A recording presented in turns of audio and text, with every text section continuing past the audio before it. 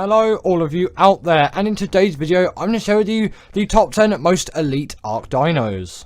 And first up on the list we have the Carno, and this creature really does just feel premium and elite to me whenever I use it. Albeit it isn't the most powerful creature out there, and loads of people prefer the Aloe over this thing, but I'm not really one for the Aloe hype. I don't know why. It is a great creature with a wealth of abilities, and it is a much more powerful creature than the Carno, but I just don't like using it at all, and I have no idea why really. But when I use the Carno, I absolutely love this thing for so many reasons. Namely, its size. This thing is the perfect size for me. It always is the right size for what I need it. Yes, it's not going to be the perfect size for caves, but you always have the baryonyx for that, and a small carnivore kind of makes me feel a little bit more comfortable, as I feel like I can sneak around the place more easily.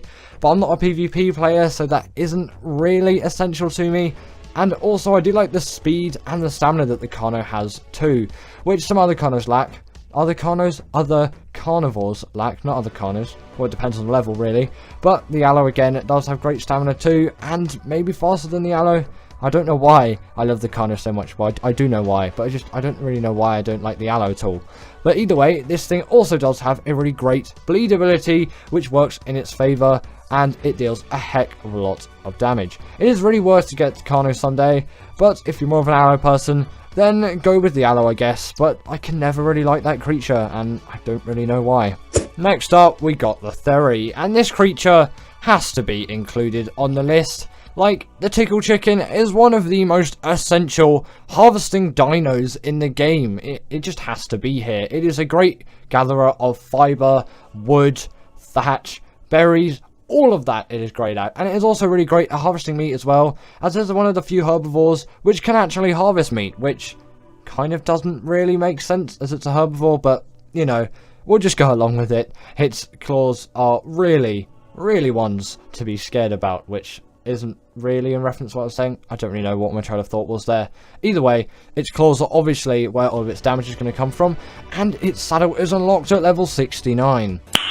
Nice. And you know, that Michael Rosen joke is just perfect, and I always have to sneak it in whenever I get the chance with the Theory top 10s.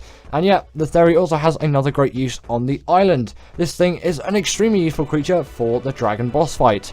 One which seems like on the surface, why don't you go for a Rex, but when you dive and you analyse that boss fight, you realise it's got a pretty nasty ability that really affects carnivores, but herbivores not so much.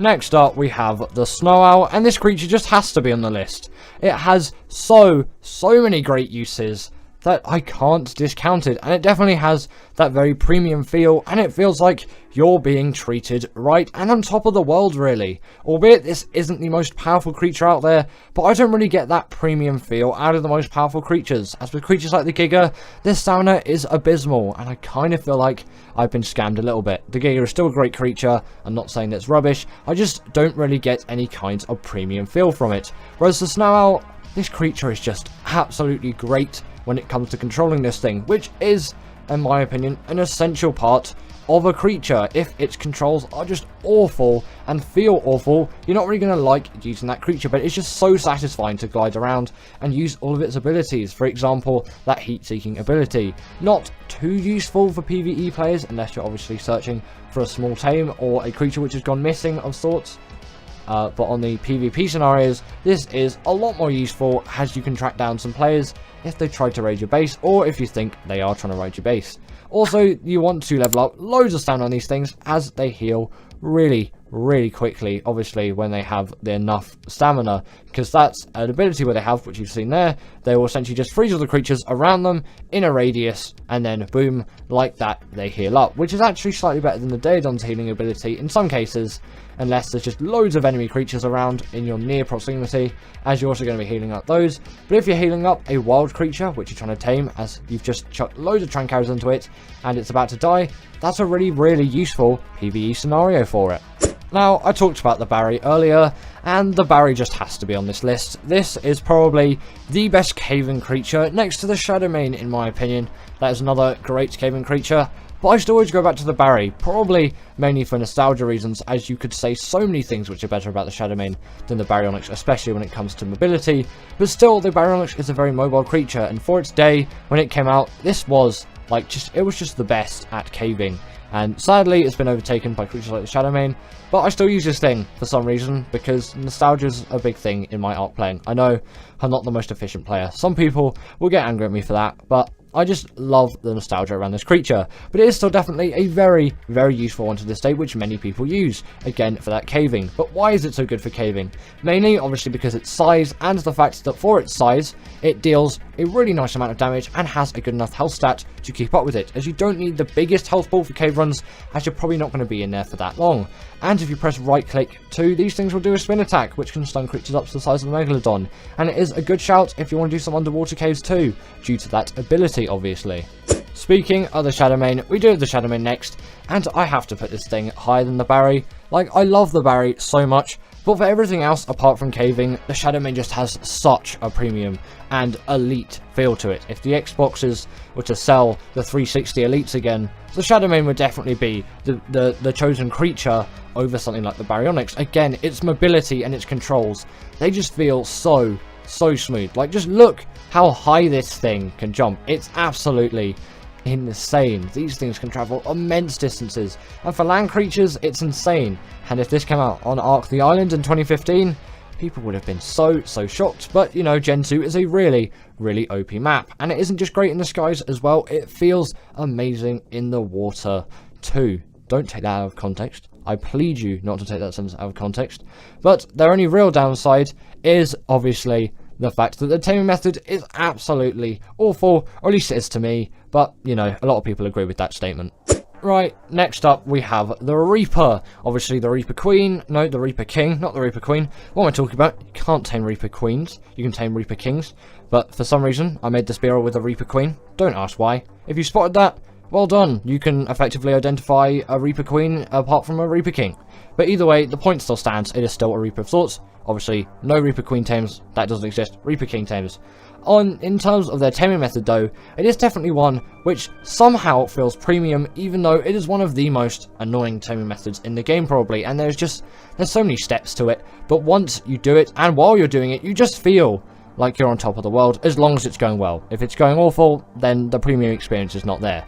But once tamed, you really do feel all of the effort that you put in. This creature is so powerful, and it just tears through everything on Arboration, and nothing really can compare to it. And if you want to add a little other Arboration creature, as an honorable mention, it's not little, the Karkanos is a pretty elite feeling creature as well, but sadly, obviously, it has not made this list. Now we have the Maywing, and when it comes to travelling, this creature simply has to be put here. Its controls feel so good, and my main claim to fame with this creature is the fact that I have done the Alpha Maywing race mission with this thing, which a beginner Maywinger, if that's the correct verb, Maywinger, it's a verb now, Maywinger, it wouldn't be a verb, what am I talking about? Either way, a beginner Maywinger wouldn't be able to do it on Alpha, probably on Gamma though, that is quite an easy mission to do on Gamma. But in terms of obviously their premium feel, these things feel even more premium due to the level you actually get these things at. And on Gen 2 you can get these things as early as level 19 and use them as early as level 19, because that's when the saddle's unlocked. Obviously you can tame one before then, but you unlock the saddle for this thing before you even unlock Trank Arrows, and that's insane. Because every single time I've tamed this thing, I've used Trank Arrows, apart from one which I did with the club, so technically that's a lie. Also, they do have a very premium feel when it comes to the milk which they produce, being a portable feeding trough, and it just gets a lot of the hassle away from breeding. And they can gather berries too. It really feels like this creature is just packed with every ability which you could really want out of it. In at number 3 is the RG, and the RG just has to be put in that top 3, as the RG is that creature which I always look to when I go for metal runs, and the premiumness, if that's even a word, over the Pteranodon is insane. In fact, that even sometimes in my gameplay I won't even go for a Pteranodon, I'll just go straight for this creature if I feel up to taming it, as I usually don't trap these things, as I'm a bit stupid when it comes to taming RGs, so I usually give myself a really horrible time with these creatures, which is sometimes why I struggle to tame these things. It's really stupid. I should just make a trap. They're not that difficult to tame. They really aren't. I wouldn't say they're difficult at all. Just, I like to play Ark the difficult way. Does anyone else do that with Argies as well, or is it just me? Also, in terms of the creatures which they can pick up as well, they can pick up a Wealth, and the Doedicurus and Anki are going to be great pairings with this thing, as they are great gatherers of resources, and this is really the creature which is going to transport you from areas of when you're gathering resources, as it has weight reduction on things like metal, crystal, obsidian, those resources which are obviously, don't know why I can say obviously there, very, very essential to any Ark player's life in terms of, you know, actually completing the game. They're very useful resources. Also, its saddle actually has a portable smithy, which not many other creatures have, and it has a nice little neat regen ability on top of all of that too. So why don't you just tame the Argy? Just tame this thing. In at number 2, we have the Desmodus. And is there any creature which really treats you better than the creature which is in at number 1 on this list? Obviously, this is in at number 2. Well, not really, and that is obviously why it is in at number 2. This creature feels so elite in its form, like nothing really gets better than Desmodus, apart from being number 1. But in terms of its uses, that Sanguine Elixir is an absolute game changer for doing any kind of taming, as a third of it's done for you, and for official Ark players out there, that is an absolute godsend, and I'm sure you'll be taming these things as quickly as you possibly can. And someone said recently, well, this thing really isn't a great creature because it can't pick up stuff, and I don't really use that out of a flyer, surprisingly, and I prefer all the other abilities this thing has, like gliding, being able to go invisible, not on the Extinction Wastelands as it's never night, don't know why I chose this map, and also just the fact of how cool this creature is to ride around. I don't need that ability, and it doesn't need it at all. And in at number 1 is the Deinonychus, and I just have to put this thing in at the number 1 spot, as its controls feel great, and all of its abilities, which I'll get to in a second, are so good, not even any other Ark creature can actually have the claim to fame ability which this creature wields. Obviously, why it is just such a useful creature. Its first ability, obviously being that it can, obviously, what am I saying? The first ability, sorry, the fact that it can grapple onto creatures and just absolutely tear them to shreds. And that is something which you can't see on any other Ark creature. It has that, and it has even more abilities too. Obviously, it's going to have that pack buff, and the bleed ability that you saw there is going to deal bleed damage, which is great for any carnivore to have. I was going to say essential there. It's not, as not all carnivores have the bleed ability.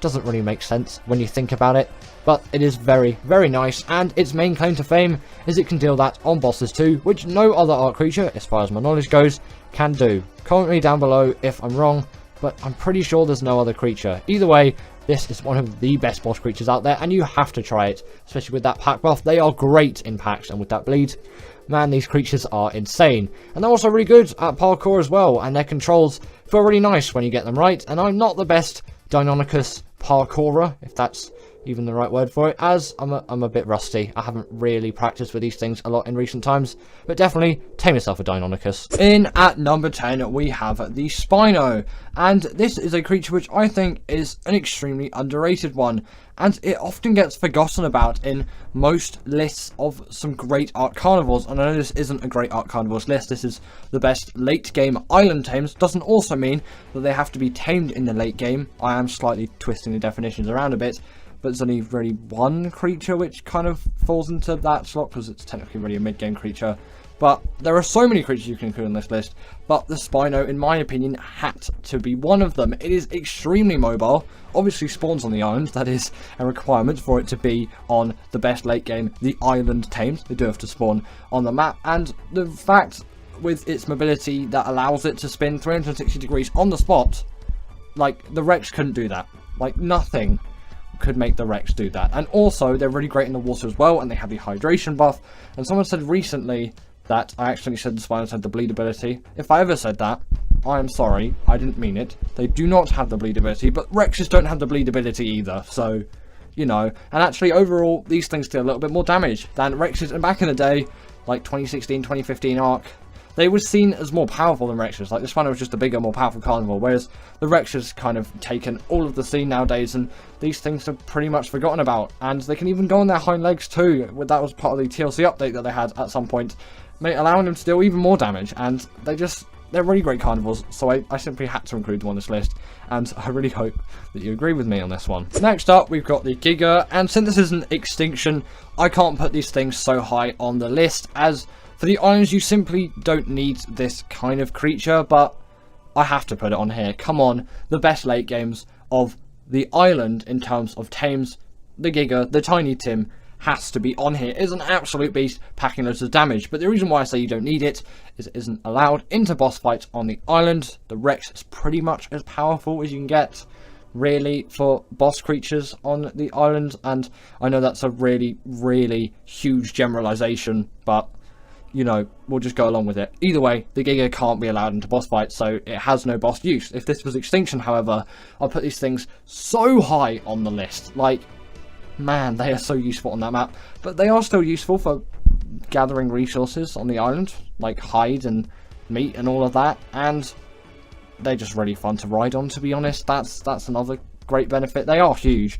The only real downsides being their terrible stamina and their rage meter, so it kind of gives them a percentage of their own health, so they don't technically have their true amount of health. Still, I had to include it on the list. Come on, it is the Giga. Next up, following the huge carnivore trend, we have the Carcharodontosaurus, and this is kind of here for a similar reason. It's a big carnivore that deals a hell of a lot of damage, and it spawns where the Giga would spawn, and it's essentially just the Giga, but a little bit better in my eyes, so that's why it's slightly better on the list. It comes in at the number 8 spot instead of the number 9 spot, but the overall premise of the creature is pretty much the same. Again, big carnivore, deals loads of damage, it does all the same stuff.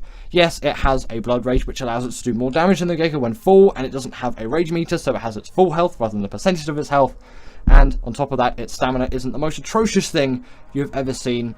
They are pretty much the same thing, and I'm demonstrating its stamina leveling here, which isn't awful, but don't do that. Don't put all your levels into stamina on this thing. That is not what you want to be doing with this creature. Honestly, don't go near the stamina stat.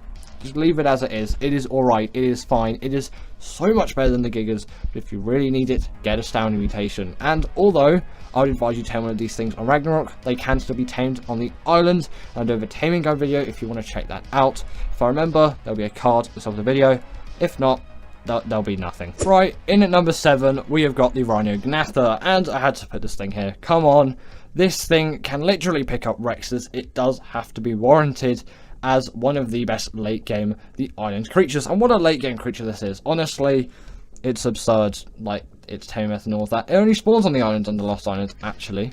And in normal, I'm still going to call it normal Ark really, because ASA hasn't normalized itself in the Ark community. It's pretty much half and half, I think, at the moment, if the numbers are to be right. Because ASA, frankly, is too expensive, and on most things, it doesn't run very well. On the consoles, though, if you do get ASA on a console, you'll be fine with it. It will be a perfect experience for that console, and it will work. But on PC, I'm literally buying a 3090, which at the time of me recording this video is a £650 used card, let alone its price new, just to play a dinosaur game. But thanks to you guys, all of you watching these videos out there, I've actually been able to afford a card like that for my own personal rig. Currently, I still have the 2060 Super in it, but soon, in about, should be maybe 2 weeks from now, I'll have a 3090 in this thing, and then going on later in the year, I'm going to go for a 3950X and get some more RAM, because 16 gigs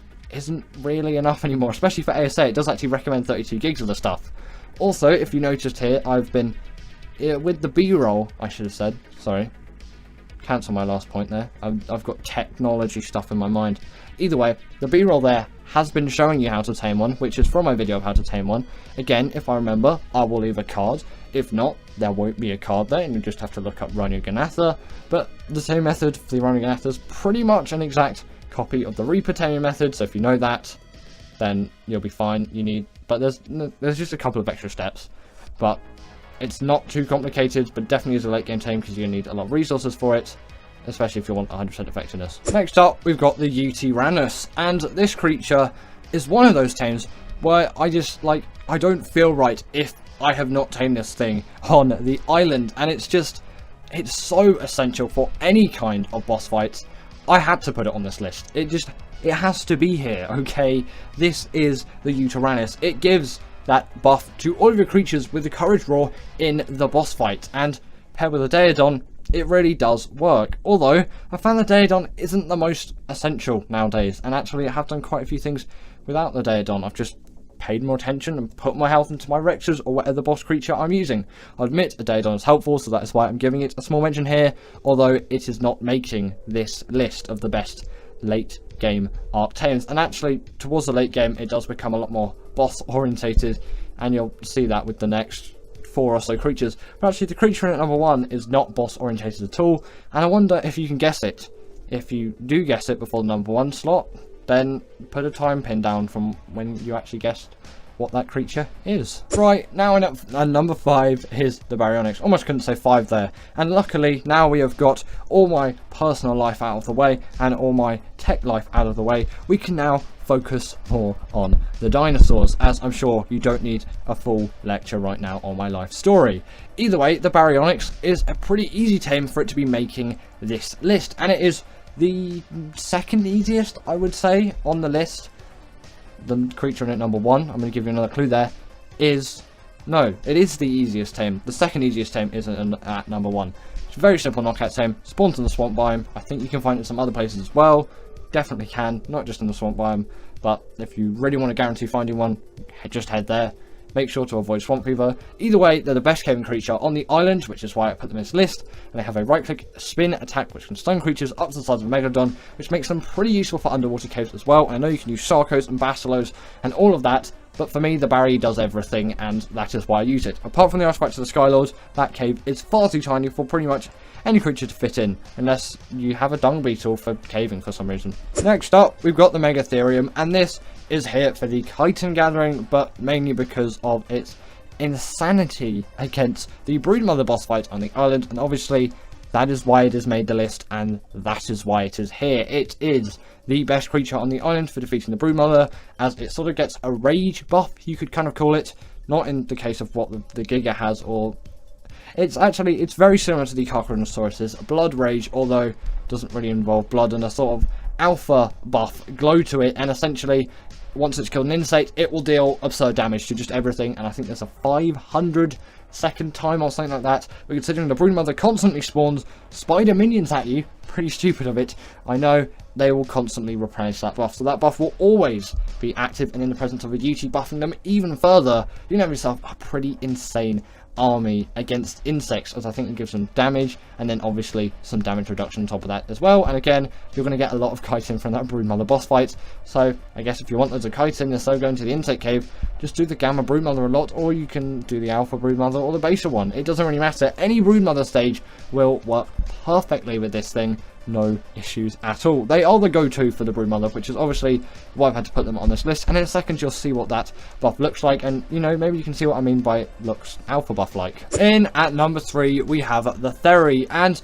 this creature had to be in here firstly because its saddle is unlocked at level 69. Nice. I know, that is a very nice one. Obviously makes this thing the perfect art creature. There is nothing better than it. But the reason for this creature being on the list is firstly its gathering abilities. This thing is insane at gathering all things fiber, wood, thatch, meat, hide, and you can't gather rocks, so I won't bother talking about those. And in my opinion, it's kind of more useful than you say an Anki and a Dodic, but I will give them a small mention here for gathering. They're not on this list, by the way, but the creature in at number 1 is extremely useful with a creature like the Anki and the Dodic.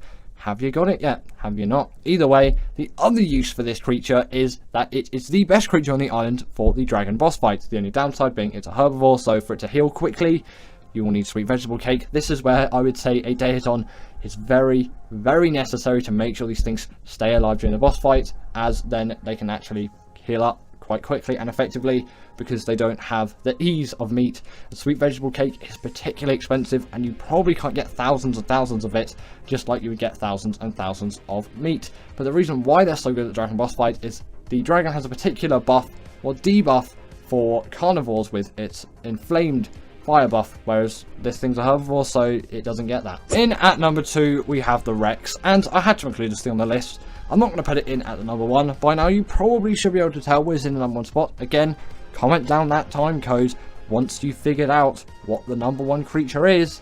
But either way, this creature, the Rex obviously, is the go-to creature for any kind of boss fight. Yes, it does have a slight debuff in the Dragon boss fight, and it doesn't have the buff the Megatherium has in the Broodmother boss fight, it still works for all of them, although I would mainly use it for the Megapithecus because that's the only other one. But actually, nowadays, I kind of tend to use Spinos more for that boss fight because they tend to not fall into the absolute death hole that's there in the arena, which is pretty annoying, but you know, you can get around it easily with Rexes. They tend to get stuck a little bit more, which is why I don't really like them for that, but there is no denying they are a really great boss creature, and with how easy they are to tame on ASA, it just has to be in at the number 2 spot, and it doesn't. I can't even speak anymore.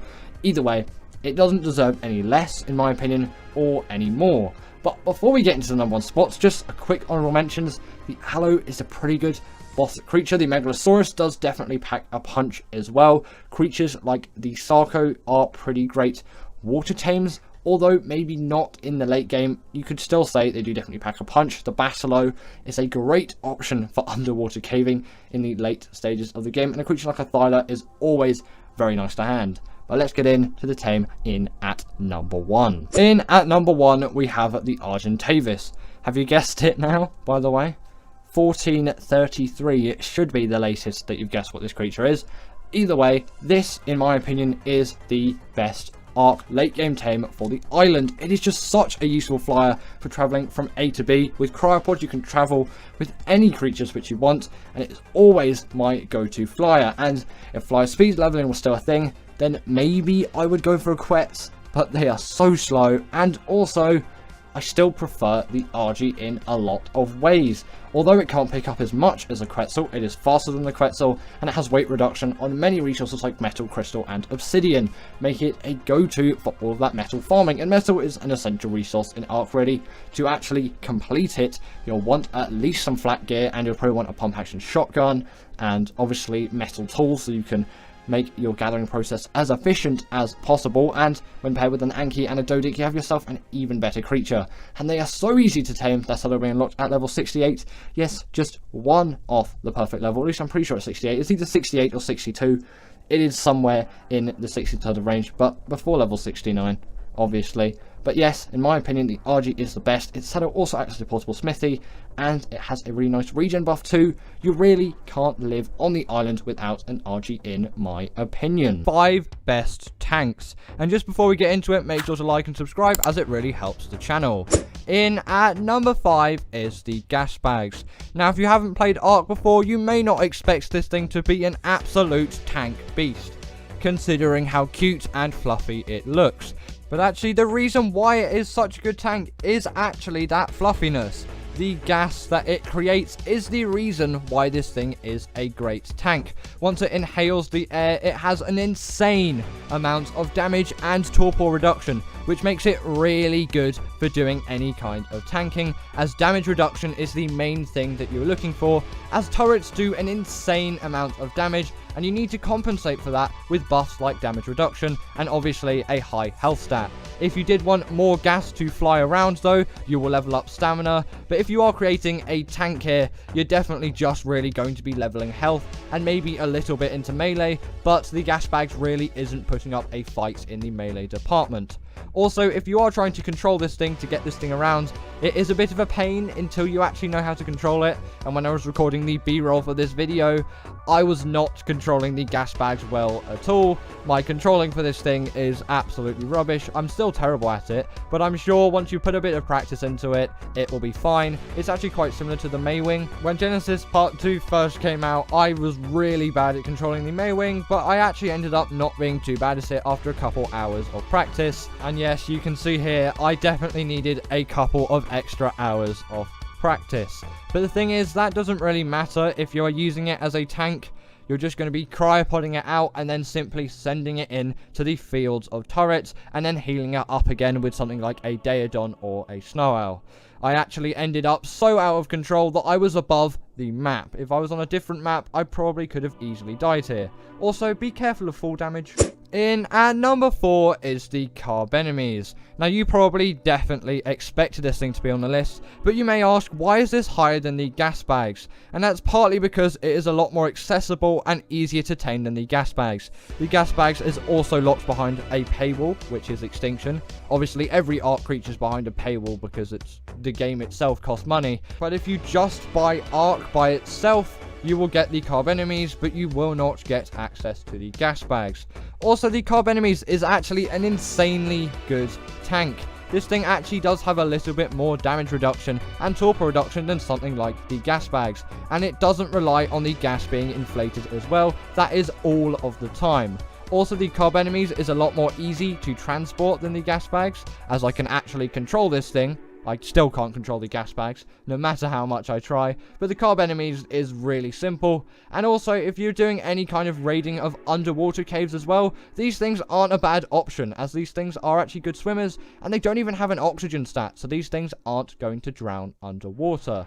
Also, don't use these things for any kind of combat, as they are not really going to stack up in any way. These are not fighting creatures, these are simply tanks for draining turrets. But you're probably here for tanks and not for fighting creatures, so I don't know why I said that. But I feel like someone is just going to go out there and just send this into a battlefield in a raid. Please do not do that. It is not going to work at all. In at number 3 is the Stego. Now this is by far one of the most invested tanks in Ark.